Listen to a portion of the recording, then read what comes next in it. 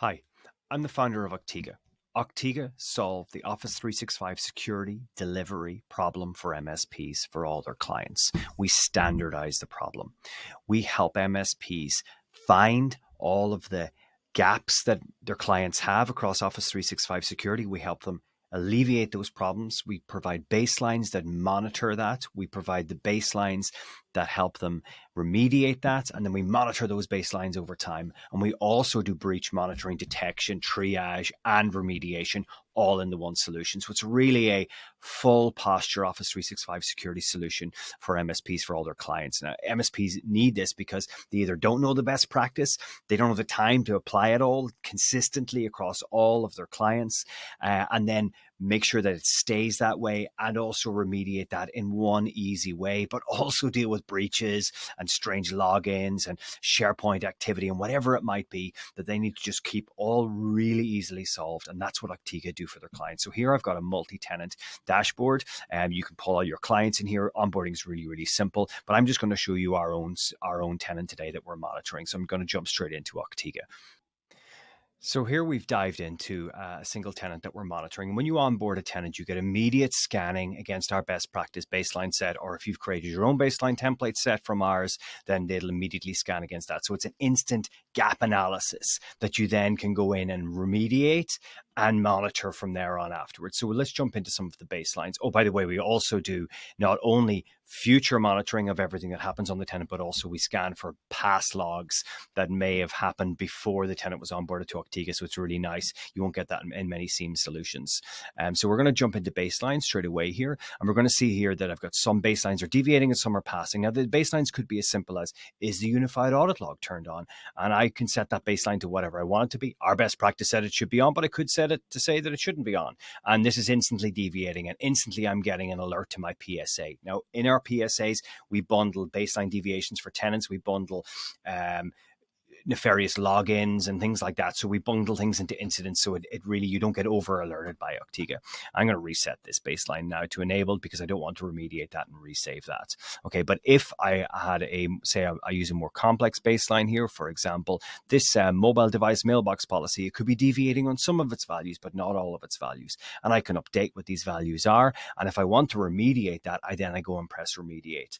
And it's as simple as that. And we make sure that all of these baselines across all of the settings stay good forever. And it's like a living audit. And that's really, really useful for MSPs because they just want to standardize this. You create a baseline template set, you deploy it to all your tenants, and you remediate it for all of your tenants. And then you just sit back and wait for the deviations to happen. Then you can issue reports, posture reports to clients to say, look, we had you secure, then this deviated, and then we got in there and we fixed that problem really, really fast. And we got you back to this really good posture compliance level. And that's something, will create that high touch point with your clients. And keep them really, really happy when they come to renewal time. The next part I'm going to show you is user account risk. For example, we can see all the users on our tenant that are global admins without MFA, regular admins without MFA, regular users without MFA. We can see admins with mailboxes, maybe anonymous admins that they're sharing around the office, and things like dormant accounts, who hasn't logged in 3 months or 2 months or 1 month. Should they be disabled, those accounts? What guests haven't logged in a long time. So it's a really good way of getting all of your users cleaned up. And of course, there's remediation built in here as well. So going back to our main dashboard again, we can take a look at things like inbox rules. So for example, I created a rule on my inbox just the other day, and you can see here that I dismissed the alert on this. I'm going to re-enable this right now, and you can see here that I created a dodgy looking rule, and this is because Octiga found that there was a rule that was moving things that had IBAN and invoice in the title to an RSS folder, which could be a little bit strange, could be a man-in-the-middle attack, so we highlighted that as a risk. And of course, you can remediate that just from here by disabling the rule. Again, Octiga providing remediation.